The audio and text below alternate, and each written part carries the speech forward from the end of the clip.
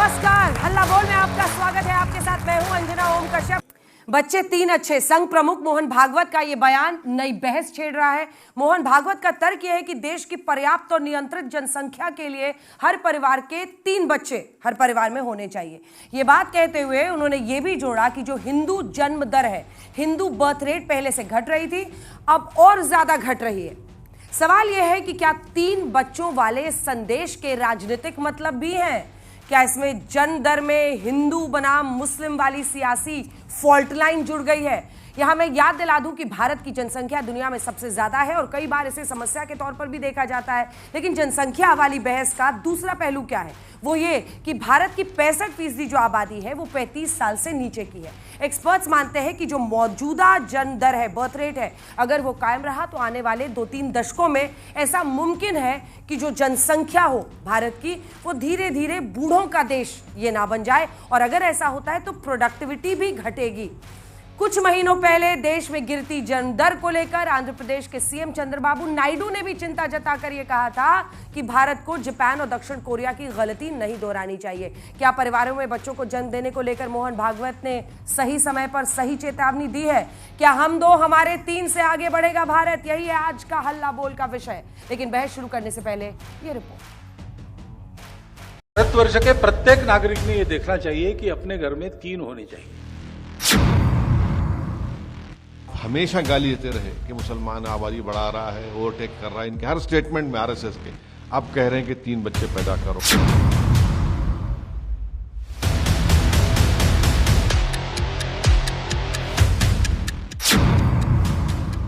अगर आप 3 बच्चों की बात करते हो तो पहले आरएसएस के तत्काल प्रमुख से आग्रह करूंगा कि एक आदेश जारी करें कि पूरे देश के अंदर आरएसएस के लोग तत्काल शादी करें। कांग्रेस के किसी भी कार्यकर्ता या किसी पदाधिकारी को यह हक नहीं है कि वो जनसंख्या या इस तरह के वक्तव्य पर अपनी कोई बात रखे, क्योंकि मैं वो दौर नहीं भूल सकता जब लोगों को पकड़ पकड़ के नसबंदी कराने का काम कांग्रेस के लोग कर रहे थे। सवालों की शुरुआत करते हैं। ये जो संघ प्रमुख बता रहे हैं प्रदीप भंडारी जी, ये क्या आपकी सरकार की भी सोच है? क्या हम एक मतलब ट्रांजिशन कर रहे हैं? अब हम मानते हैं कि 3 बच्चे होने चाहिए हर घर में। अंजना जी, जो नेशनल डेमोग्राफी मिशन है वो इन सभी विषयों के ऊपर जांच पड़ताल करेगी, पर मुद्दा बहुत इंपॉर्टेंट है। जापान एक समय में एक यंग कंट्री हुआ करता था। आज स्थिति यह है कि जापान में 10 में से 1 व्यक्ति की उम्र 80 साल से ज्यादा है। और जापान जो पहले डेमोग्राफिक डिविडेंड जापान का हुआ करता था, आज जापान एक ओल्ड कंट्री बनकर रह गया और उस तरफ बढ़ रहा है। और वहां पे अब युवाओं की बात हो रही है। हम एक डेमोग्राफिक डिविडेंड की बात करते हैं और ये सच्चाई है कि हमारी डेमोग्राफी भी बदल रही है। ये बात जानना जरूरी है कि ये देश के अंदर अलग अलग इलाकों के अंदर हिंदुओं की जनसंख्या कम होती जा रही है। मुर्शिदाबाद के अंदर जहां पहले हिंदू मेजॉरिटी के अंदर हुआ करते थे, अब हिंदू माइनॉरिटी के अंदर हो चुके हैं। संथाल परगना के अंदर जहां पहले आदिवासी समाज के भाई बहन 35% से ज्यादा थे, आज उनकी जनसंख्या 25% पे आ चुकी है। कटिहार के अंदर जहां पहले हिंदू बराबर पे हुआ करते थे, आज हिंदुओं की स्थिति यह है कि वहां माइनॉरिटी में आ चुके हैं। असम के अंदर जहां 70% से ज्यादा हिंदू आजादी के बाद थे, आज स्थिति यह है कि उनकी जनसंख्या जो है 50, 55, 60% पे हो चुकी है। और इन सब इलाकों में जहां हिंदू की आबादी घटी है, वहां पे हिंदू व्यक्ति ना चुन पाता है, हिंदुओं को वहां से विलुप्त होना पड़ता है। तो एक सेइंग है, डेमोग्राफी इज डेमोक्रेसीज डेस्टिनी। तो देश की यूनिटी और इंटेग्रिटी के लिए जरूरी है कि जो घुसपैठिए हैं उनके खिलाफ कार्रवाई करी जाए। साथ में हम एक युवा शक्ति है, हम एक $4 ट्रिलियन की इकोनॉमी है, हम एक 4th लार्जेस्ट इकोनॉमी है। आगे चल के हम ईवाई रिपोर्ट कहती है 3rd लार्जेस्ट इकोनॉमी होगी। उसमें युवाओं की भागीदारी अहम है और उस युवा की भागीदारी के अंदर हमारा डेमोग्राफिक बैलेंस बनना अति आवश्यक है। नया सुझाव दे रहे हैं, वो कह रहे हैं हम 2 हमारे 2 संघ प्रमुख कह रहे हैं। आलोक जी, क्या इस दिशा में इस देश को बढ़ना चाहिए? देखिए, मुझे लगता है कि इन्होंने जो बीजेपी के प्रवक्ता महोदय ने बोला वहीं से शुरू करते हैं। इन्होंने कहा घुसपैठियों के खिलाफ कार्रवाई करनी चाहिए। हम भी कह रहे हैं करनी चाहिए, किसी ने मना तो नहीं किया। तो क्या मोहन भागवत जी 3 बच्चे इसलिए पैदा करवाना चाहते हैं कि घुसपैठियों के लिए कार्रवाई करने के लिए हम अपनी आबादी बढ़ाएं? ये सरकार का काम नहीं है क्या? दुर्भाग्य यह है कि जो सरकार 11 साल में एक भी पॉपुलेशन पॉलिसी नहीं लेकर आई, जो सरकार किसी भी तरह का सेंसस करने से डरती हो, उनके जो मुख्य व्यक्ति हैं जिनकी पूरे मार्गदर्शन पे पूरी सरकार चलती है, वो आज सलाह दे रहे हैं कि 3 बच्चे करने चाहिए। खुद आरएसएस के तमाम लोग खुद शादियां नहीं करते, बाकी सब 3-3 बच्चे पैदा करो। क्यों? क्योंकि डेमोग्राफिक जो हमारा पॉपुलेशन पिरामिड है उसको बैलेंस करना है। तुलना करते हैं जापान से।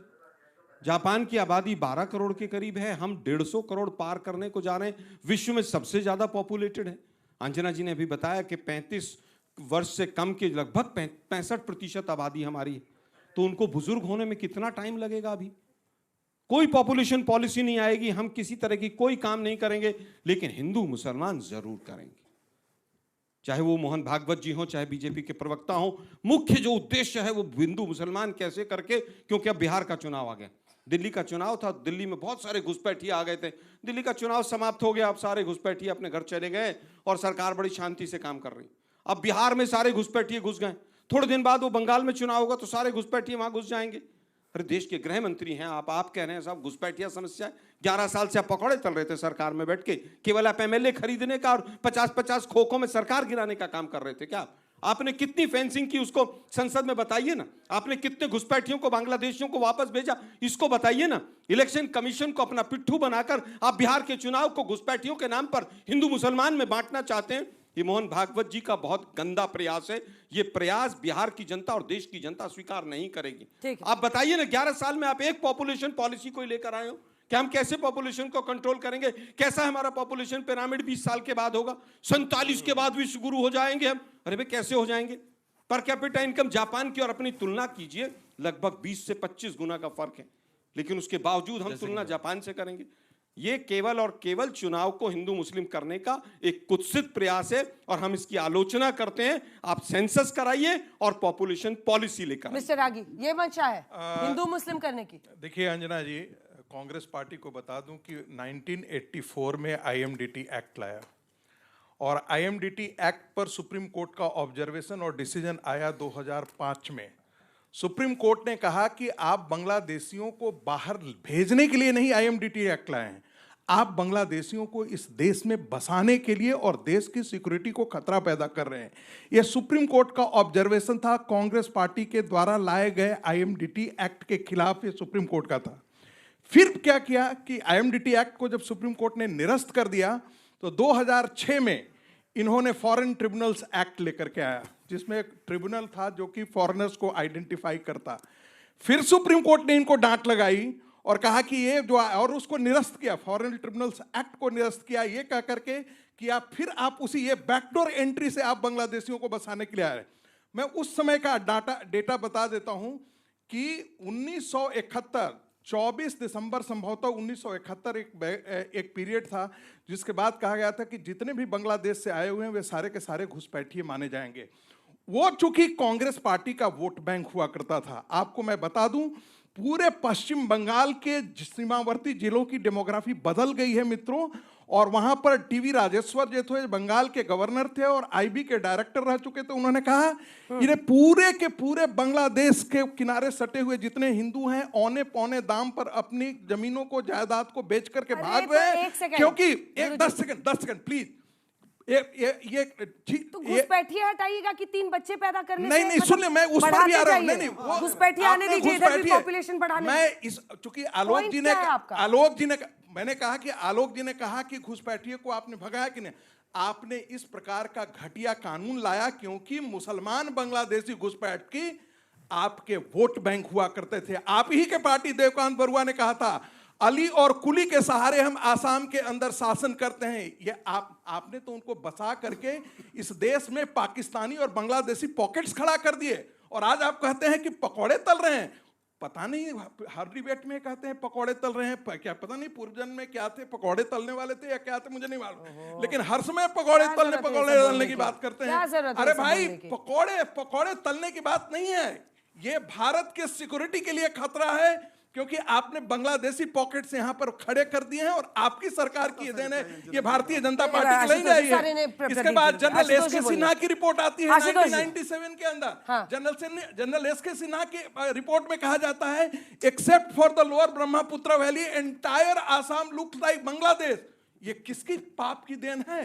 ये कांग्रेसियों की और वामपंथियों की पाप की देन है। और इस देश के मुसलमानों ने इस देश के साथ गद्दारी करते हुए उनको सिटीजनशिप राइट दिलवाया, उनको राशन कार्ड की व्यवस्था करी, और ये सारे इसलिए हुआ क्योंकि वो मुस्लिम थे। मुस्लिम भाईचारा के अंदर इस देश के अंदर इतना बड़ा अन्याय किया गया ठीक है। है, आने वाले आशुतोष, दिनों में देश आशुतोष, के लिए खतरा है। सबसे पहले तो मैं संगीत रागी की इस प्लेटफॉर्म से भूरी निंदा करता हूं, क्योंकि भारत के मुसलमानों को ये कंडेम कर रहा है।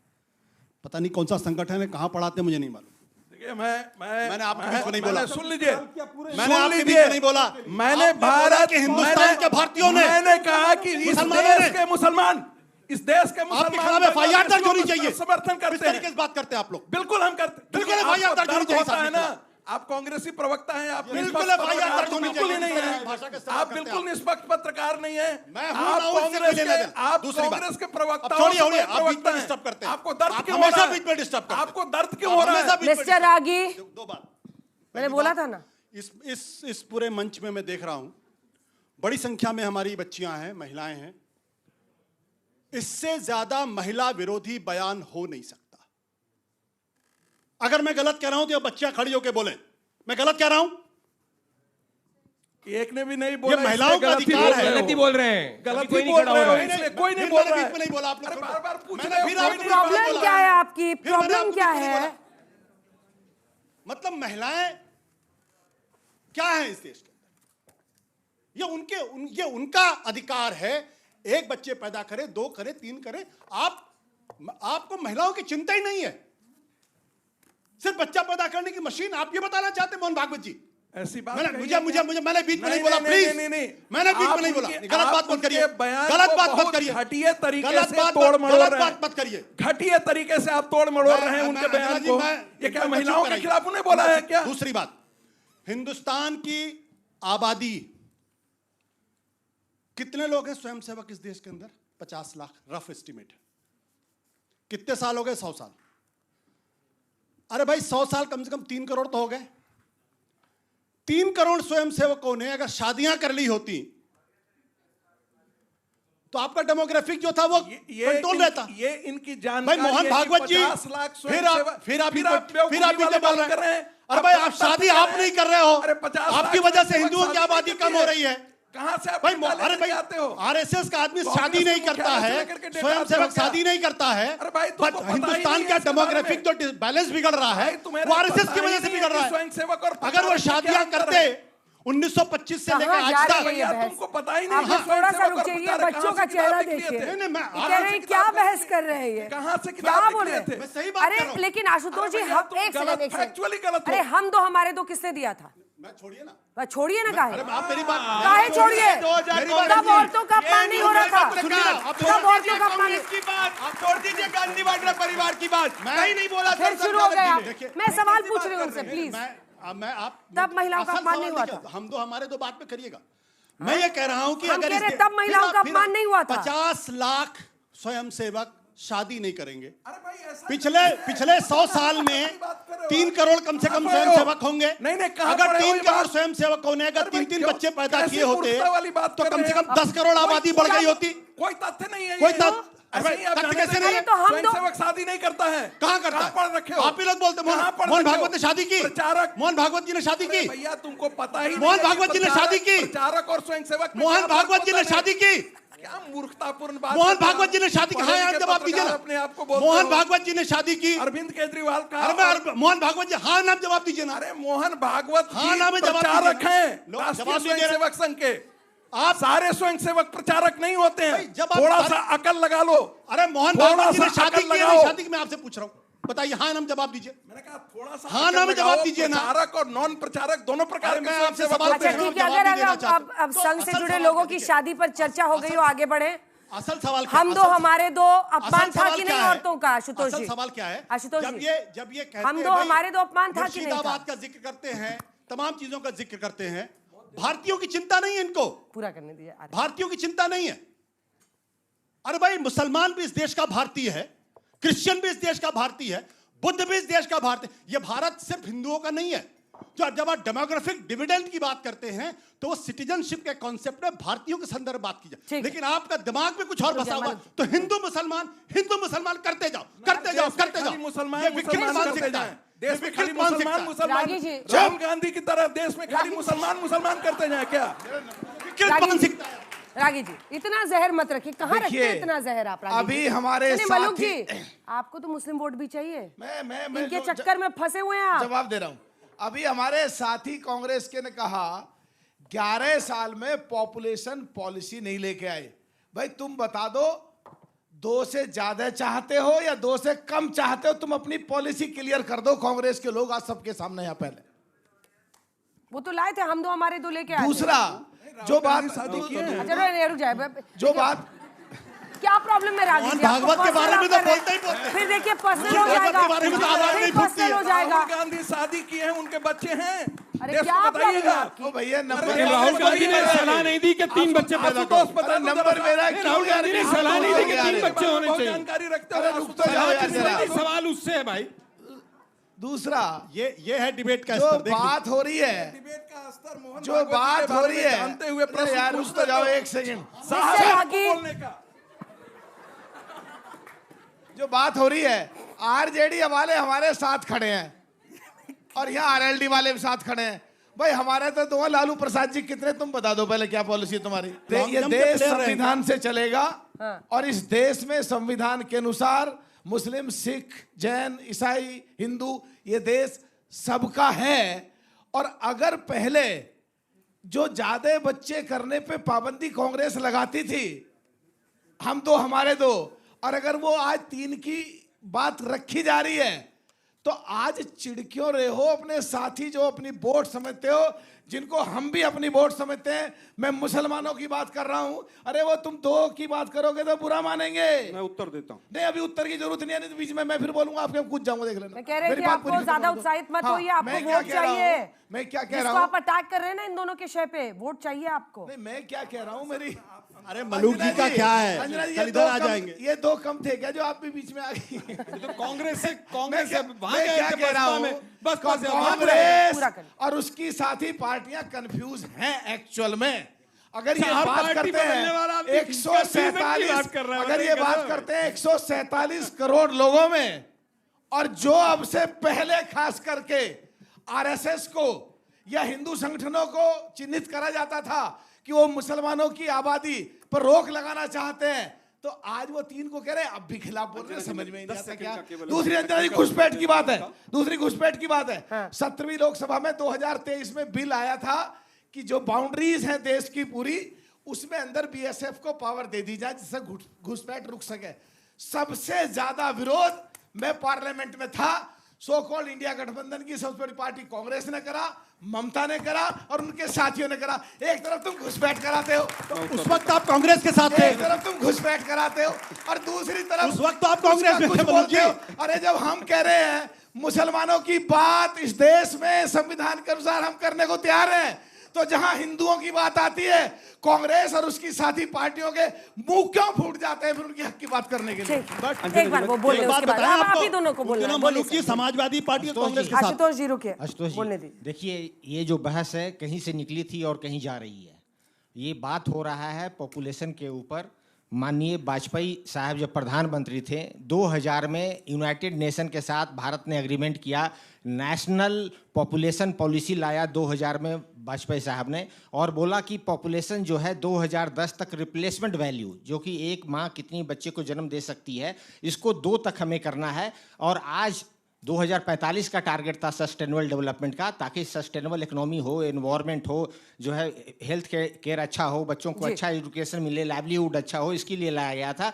आज बोलते हुए खुशी भी हो रही है कि भाई ये 1.9 हो गया है टोटल फर्टिलिटी रेट अभी महिलाओं का भारत में।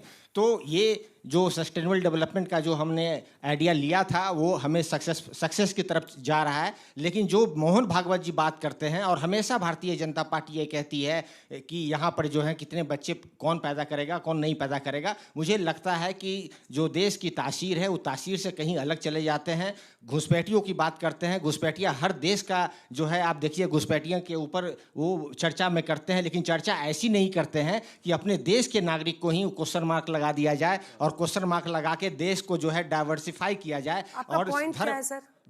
पॉइंट ये है कि पॉपुलेशन कंट्रोल जो है, पॉपुलेशन कंट्रोल ये हो चुका है। और ये पॉपुलेशन कंट्रोल जो कह रहे हैं जो कि भाई 3 बच्चे पैदा करें और उसके बाद जो घुसपैठियों को ले आते हैं, धर्म को ले आते हैं, तो ये पूरा खिचड़ी बनाने का जो काम है, आप ध्रुवीकरण के लिए लेकर आए हैं, कंफ्यूज करते हैं, ध्रुवीकरण के लिए लाए हैं, ध्रुवीकरण के लिए। पहली बात तो आरजेडी ने कभी पॉपुलेशन पॉलिसी मानी नहीं, 11-11 बच्चों करने वाली बात यहाँ ना करें, पहली चीज। अब मैं आना चाहता हूँ आरजेडी ने क्या किया, क्या नहीं किया, भंडारी जी तो यही हुआ, बताने मैं पढ़ना चाहता हूँ इनके 3 नहीं भंडारी संचालक मोहन भागवत जी कहते हैं सही है, अगर समाज बदलना है, मोहन भागवत जी के हिसाब से तो हम सही हैं। अरे सुनिए ना मेरी बात। इस वक्त तो आप ही लोग हैं। मैं चाहता हूँ संगीत रागी जी ये अपना परिवर्तन करना चाहते हैं, विचार का इनको शाखा मिला है। क्या मतलब समझे सर, भंडारी जी, आरजेडी सर, के प्रवक्ता अपोज साहब, करते इसका अपने क्या आप मतलब समझे? सर, तो क्या आप उनके भागवत जी के बयान का मलुक समर्थन जी कर क्या रहे हैं? खा के आए हो आज आप? हम तो कह रहे हैं, मैं आप सभी के भंडारी सामने साहब, एक हम बात 2000 नेशनल पॉलिसी की जिक्र कर रहे हैं, आप उस पे रहिए, उससे पहले मैं क्यों आप भाग जा सभी रहे से हैं? पूछना चाहता हूँ, कह रहे जब भागवत जी के हिसाब से सही किया उन्होंने। ठीक है, उनको अच्छी बात, मुबारक है।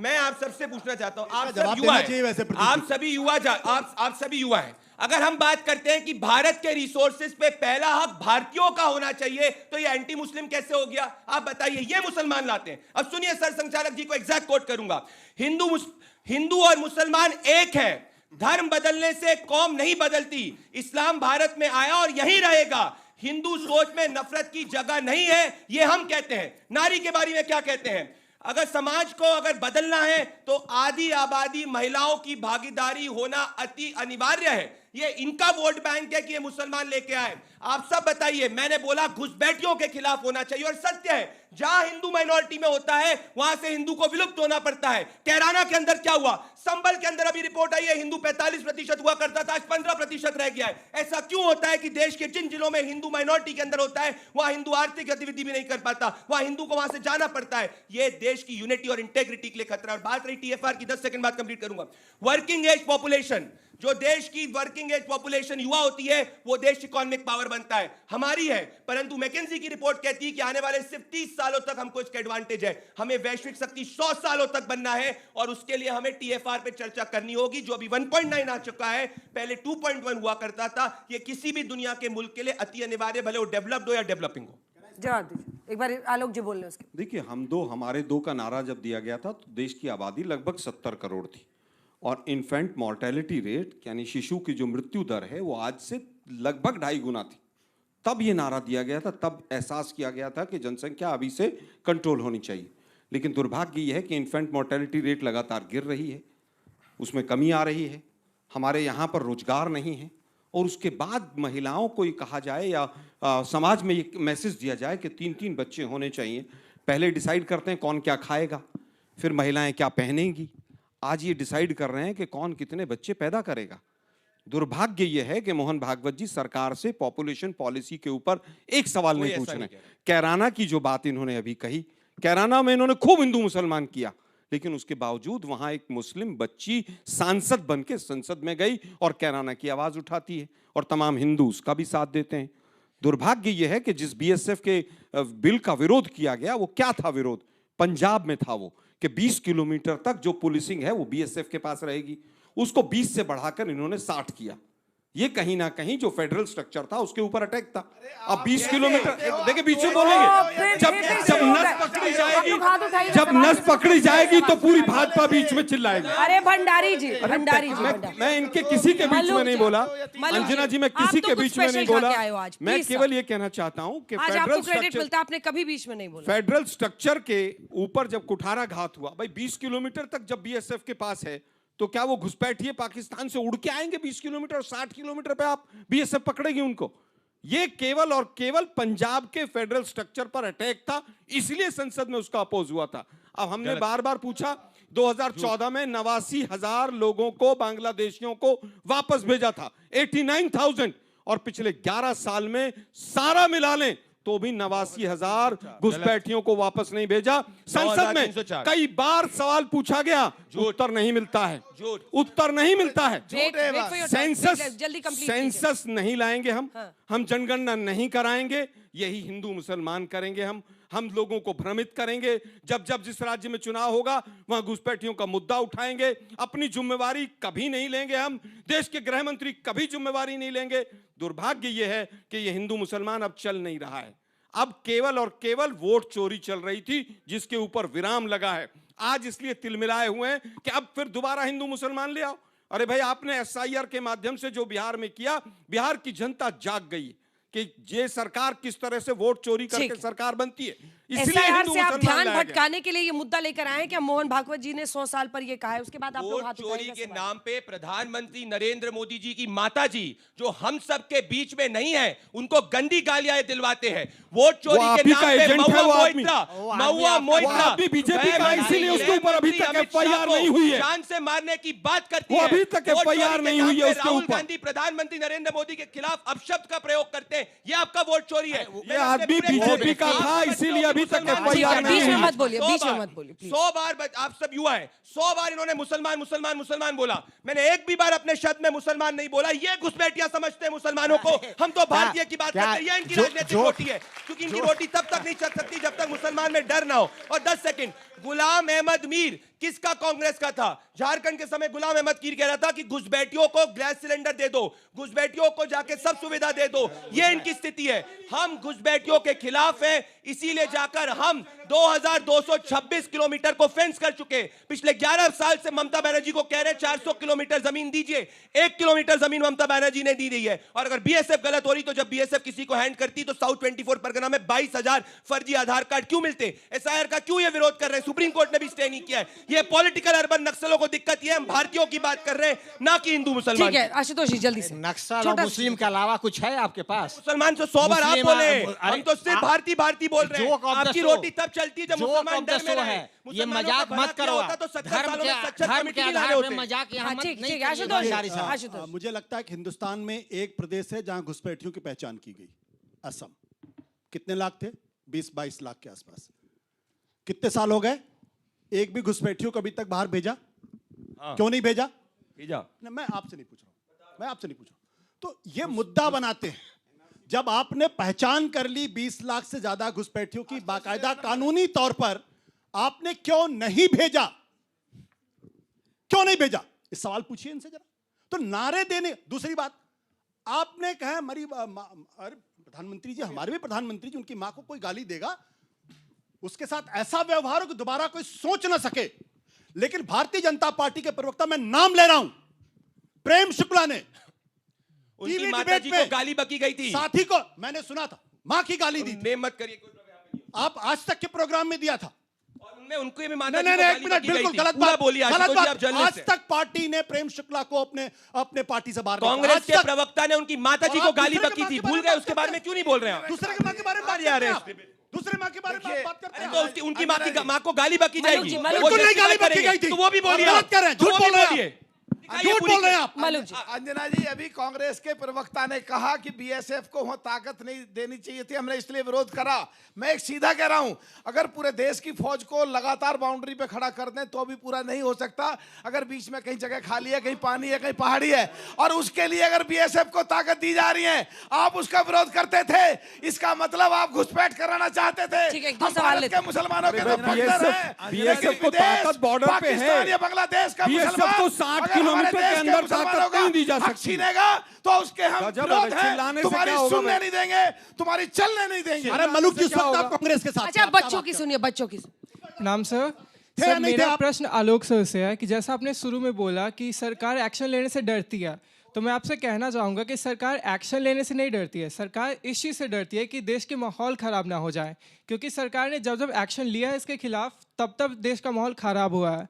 और इसका एक बेहतरीन एग्जाम्पल शाहीन बाग का है। नहीं, मुझे लगता है कि शाहीन बाग में बहुत लंबे समय तक एक धरना रहा और शांतिपूर्वक रहा, लेकिन NRC जो यही सरकार लाई, इन्हीं के मुख्यमंत्री आसाम के जो थे, उन्होंने मना कर दिया कि हम NRC लागू नहीं करेंगे। बीजेपी के मुख्यमंत्रियों ने मना किया। दुर्भाग्य ये है कि बीजेपी जो कानून लाती है उसी के साथ नहीं खड़ी होती है, क्योंकि इनका मकसद केवल और केवल हिंदू मुसलमान करना होता है, वास्तव में घुसपैठियों को वापस भेजने का नहीं होता है। जब बिहार के इलेक्शन के कुछ महीने बचे हैं, तो आपकी सरकार क्यों बेसिक मुद्दों से भटक के हिंदू मुसलमान और हिंदुत्व पर शिफ्ट कर लेती है, ध्रुवीकरण की राजनीति क्यों करती है? ये जनता को वर्गलाने का मुख्य मुद्दों से भटकाने का ये सिर्फ एक रास्ता है। देखिए, अभी आप 6 लोग तो पूरा भटक चुके हैं पॉइंट से। क्या बता, हम 2 3 हमारे 3 राइट। तो हमारे ये क्वेश्चन है कि आज के युवा को तो नौकरी मिलती नहीं है, हम लोगों को बहुत स्ट्रगल करना पड़ रहा है नौकरी के लिए। आप आगे के युवा को कैसे नौकरी देंगे? 3 जब आ जाएंगे तो। मैं बिहार से बिलोंग करता हूं और यहाँ पे कहीं ना कहीं मामला बिहार सेंट्रिक इसलिए मनाया जा रहा है क्योंकि बिहार का इलेक्शन आ रहा है। पहले ये बात आई कि SIR के मुद्दे को दबाने के लिए ये मोहन भागवत जी ने ये बयान दिया है। तो 2 बातें हैं मेरी। एक, SIR का जो मुद्दा है उसमें राहुल गांधी हमारे बिहार में आके कैंपेन करते हैं, जिनमें उनकी गाड़ी पे रेवंत रेड्डी बैठते हैं, उसके बाद तमिलनाडु के तेलंगाना के CM बैठते हैं, वो जो अपने स्टेट में बैठ के एक समय पे बिहारी लोगों को, बिहारी DNA को गाली दिया जाता है। वो आ रहे हैं वोटर अधिकार यात्रा में हमारे अधिकार के लिए लड़ने। क्या वो हमारे अधिकार के लिए लड़ पाएंगे जिन्होंने एक समय पे हमें गाली दिया था? दूसरी बात ये मैम कि हम आज आज़ादी के इतने वर्ष बाद भी 15 साल या 20 साल नीतीश कुमार रहे हैं, कभी RJD रही, इन दोनों ने मिलके, दोनों आदमी पटना विश्वविद्यालय से पढ़े हुए हैं, लेकिन वहां से इनका बैच निकलते ही पटना विश्वविद्यालय को बर्बाद कर दिया, जिसकी वजह से आज तक के बच्चों को अभी तक दिल्ली विश्वविद्यालय में माइग्रेशन की तरह माइग्रेट करके आके दूसरे राज्य में बैठ के यहाँ गाली सुन के यहाँ करके यहाँ पढ़ना पड़ रहा है। तो ये सब मुद्दा होना चाहिए। ये 2 बच्चे मैं कैपेबल हूँगा 2 पोसने का, 3 पोसने का, 4 पोसने का, मैं उतना पैदा करूंगा, मैं उतना कैपेबल हूँगा तो रख लूंगा, लेकिन मुद्दा होना चाहिए कि हम कैसे स्किलफुल बने। दिल से निकली है बात भाई, दिल से निकली है एकदम। हाँ, रेवंत रेड्डी पर जरूर दीजिएगा। मैं समझता हूँ कि रेवंत रेड्डी हो और चाहे स्टालिन हो, कभी भी उन्होंने गालियां नहीं दी। जिन्होंने उत्तर प्रदेश और बिहार के लोगों को गालियां दी, शिवसेना रही हो चाहे वो, उनको हमेशा कंडेम किया गया, आगे भी कंडेम किया जाएगा। लेकिन आज का जो विषय बिहार में है कि बाकी मुख्यमंत्री क्यों आ रहे हैं, उसका सीधा कारण यह है कि जिस तरह का इलेक्शन कमीशन वोट चोरी का खेल बीजेपी के साथ मिलकर पार्टनरशिप में कर रहा है, तो हर मुख्यमंत्री फेडरल स्ट्रक्चर को, लोकतंत्र को बचाने का प्रयास कर रहा है। अंजना जी ने झूठ बोला है। स्टालिन सनातन धर्म के खिलाफ बोला, गौ माता के खिलाफ बोला, गोप के खिलाफ बोला, हिंदुओं के खिलाफ बोला। फिर गोल पोस्ट बदल दिया। राहुल गांधी देश में बांग्लादेश का मोहम्मद यूनुस बनना चाहते हैं। इस देश के अंदर अमेरिकन डीप स्टेट और ऐसे के साथ इस देश में तख्ता पलट होना चाहते हैं। ये होगा नहीं। ये वोट सरकार से ज्यादा पावरफुल हो गया। मोदी जी जैसा कमजोर प्रधानमंत्री है देश में। आप सबने बोला, इन्होंने बोला कि रेवंत रेड्डी ने गाली नहीं बकी। रुकिए भाई, रुकिए। इन्होंने बोला कि रेवंत रेड्डी ने गाली नहीं बकी। ये रहा वीडियो, ये देखिए। हर राज्य का बिहार DNA से तेलंगाना DNA बेहतर है। ये कोई किसी राष्ट्रवादी की सोच है। प्रधानमंत्री नरेंद्र मोदी बिहार के हर व्यक्ति को मैं नमन करना चाहता हूँ। 1 करोड़ बिहार की जनसंख्या ने बाल काट कर DNA का टेस्ट करने के लिए माफी मांगे। बिहारियों का DNA मोदी जी ने पूछा था। रुक जाइए 3-4 सवाल लेने दीजिए प्लीज। मेरा सवाल आलोक जी से, हमारे दो का जो नारा आया था इमरजेंसी के टाइम पे, आप बताना चाहेंगे कि वो कैसे इंप्लीमेंट किया गया था इंडिया में? कितने सारे लोगों की जो डेथ हुई थी इमरजेंसी के टाइम पे, सिर्फ वुमेन का ही अधिकार नहीं, मेल्स के भी अधिकार को बहुत ज्यादा वॉयलेट किया गया था। जो सर कराया जा रहा है बिहार में, वो इतना जल्दीबाजी में कराया जा रहा है कि कितने सारी गलतियां निकलकर सामने आ रही हैं। BLO अधिकारी से लेकर सब। उसके अलावा नेपाल के जो बॉर्डर इलाके में महिलाएं रहती हैं, उनका नाम वोटर लिस्ट में शामिल नहीं हो पा रहा है। यहाँ से 2 सवाल, आप लोग अपनी जगह पे बैठिए। मैम, जैसे डिबेट पूरी तरह से भटक चुकी है और बहुत निंदनीय लग रहा है कि ये राजनीतिक और धार्मिक मुद्दे पे सवाल पूछे।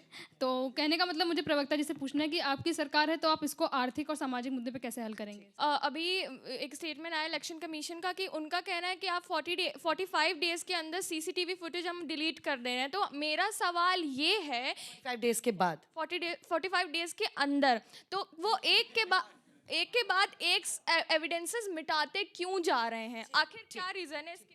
जब ममता बनर्जी बंगाल में बांग्लादेश वोटर्स को बुलाती है, उनको आधार कार्ड देती है, राशन कार्ड देती है, वोटर आईडी देती है, तब आप लोग सब लोग उनके साथ जाके, क्योंकि आप जानते हैं कि हाँ उनके पास फॉल्स वोट है, वो जीत जाएंगे, तो आप उनके साथ जाके गठबंधन कर लेते हैं, आप उनके साथ जाके गठबंधन कर लेते हैं और हमारे देश के फ्यूचर को आप लोग गर्त में डालना चाहते हैं। यही चीज के लिए आज हमारे बच्चों को हमारे देश की यूनिवर्सिटी में एडमिशन मिल नहीं रहा है, हमारे देश के लड़कों को आज राशन कार्ड जिनका वो हकदार है वो उनको मिल नहीं रहा है, जस्ट बिकॉज उन पे बांग्लादेशियों का कब्जा है। वहां पे सर ने मुसलमानों की ठीक है, बैठिए चलिए आइए करके जवाब दीजिए मुझे। छोटे 2-3 सवाल मुझसे शुरू करते हैं।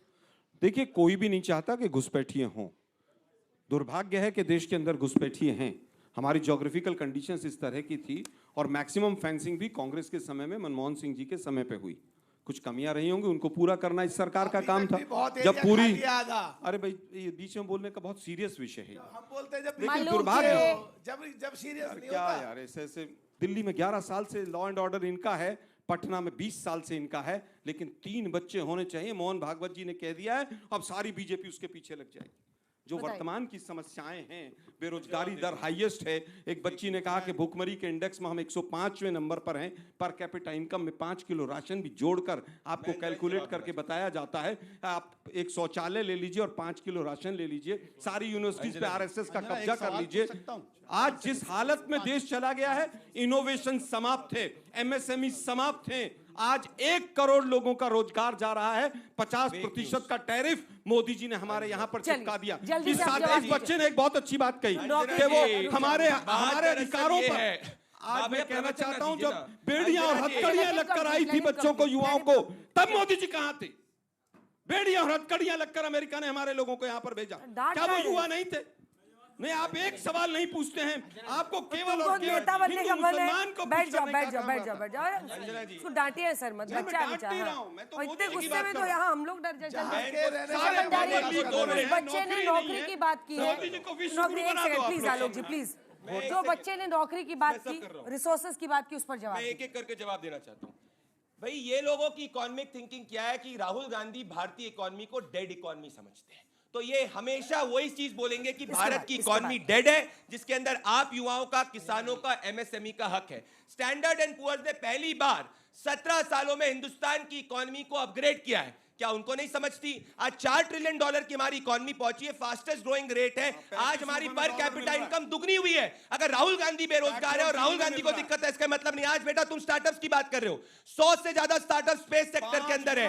आज हमारे टोटल स्टार्टअप, तुम जैसे युवा ने खड़ा किया स्टार्टअप चाइना से ज्यादा है। तो आज भारत में अपॉर्चुनिटी है, इनके बात में मत आना। अगर दम है आप में, अगर मानता है तो हमेशा अपॉर्चुनिटी होगी। अब पहली बात, इन्होंने फेक न्यूज फैलाई। ये कह रहे थे भैया की बड़ी बड़ी बात कर रहे थे, ओ ये गलत है, ये खराब है, वो खराब है, बिहार दिक्कत है। अरे भैया ऐसा था तो कहे अपराधीकरण, जिन्होंने बिहार को 40 सालों तक अपराधी का राज बनाया, जिनके समय 5 महीने 5 बजे के बाद बेटियां नहीं निकल सकती थी बाहर में, उनके साथ अलायंस क्यों किया? आरजेडी वालों के समय क्या होता था? एक दलित का परिवार बाहर तक नहीं निकल पाता था। ये बिहार की बात करेंगे। बिहार का बजट 4 गुने से ज्यादा बड़ा है। आप कंपेयर करिए। हर युवा को कहना चाहता हूं, जितना जीडीपी बिहार का इनके समय में था, वो 1 लाख करोड़ का भी जीडीपी नहीं था।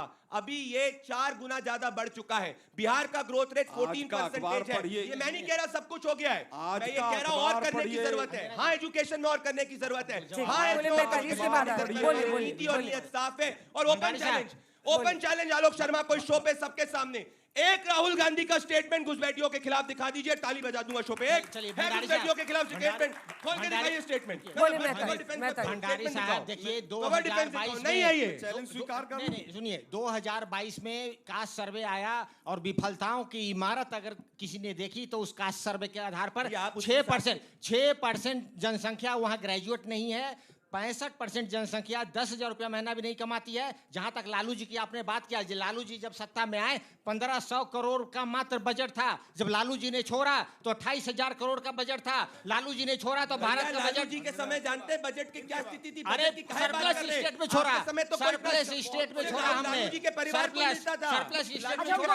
2004 से 2014 तक 150% के आधार पर भारत ग्रो किया। अभी मात्र 77% के आधार पर भारत ग्रो कर रहा है। कहां पे आप बात कर रहे हैं आप डाटा की बात कर रहे हैं। मॉर्गन स्टैनले का रिपोर्ट है 2013 का कि भारत 2026 में ही ये तीसरे स्थान पे होता है। खोल के दिखाइए, खोल के दिखाइए, खोल के दिखाइए, खोल के दिखाइए रिपोर्ट। झूठ मत बोलिए, कोई नहीं रिपोर्ट ऐसी। क्या खोलिए, क्या खोलिए, क्या खोलिए, देखिए क्या खोलिए। आप गूगल दिमाग की रिपोर्ट खोल के दिखाइए। आपका दिमाग गूगल नहीं देखता, मैं दिमाग से बोलता हूँ, मैं दिमाग से बोलता हूँ।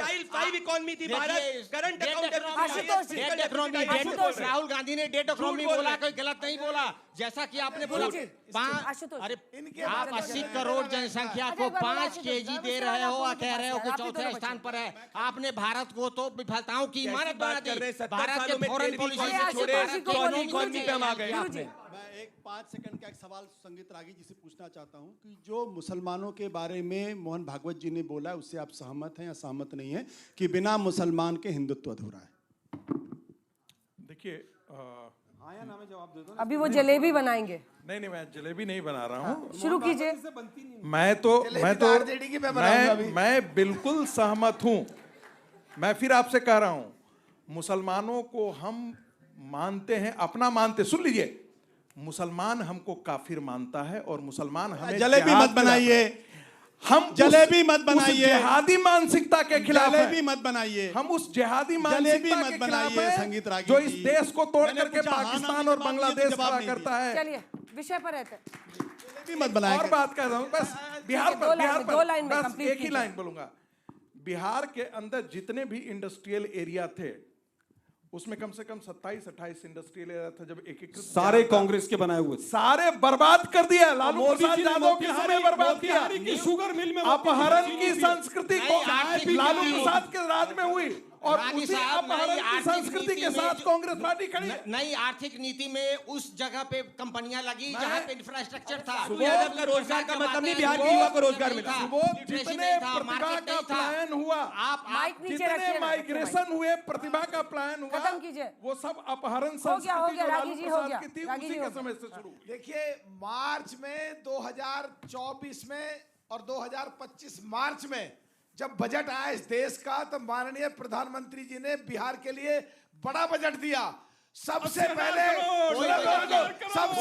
कांग्रेस ने विरोध करा और कांग्रेस ने ये कहा बिहार को ज्यादा दे दिया, तो आज कांग्रेस किस मुंह से बिहार में चुनाव लड़ने जा रही है? गुजरात को प्रधानमंत्री जी ने 2,85,000 करोड़ प्रोजेक्ट वो बच्चा पूछ रहा था बाहर पढ़ने जाना पड़ता है। सालों के अंदर बिहार का जीडीपी आपके समय 78,000 करोड़ था, बढ़ के 8,44,000 करोड़ हो चुका है।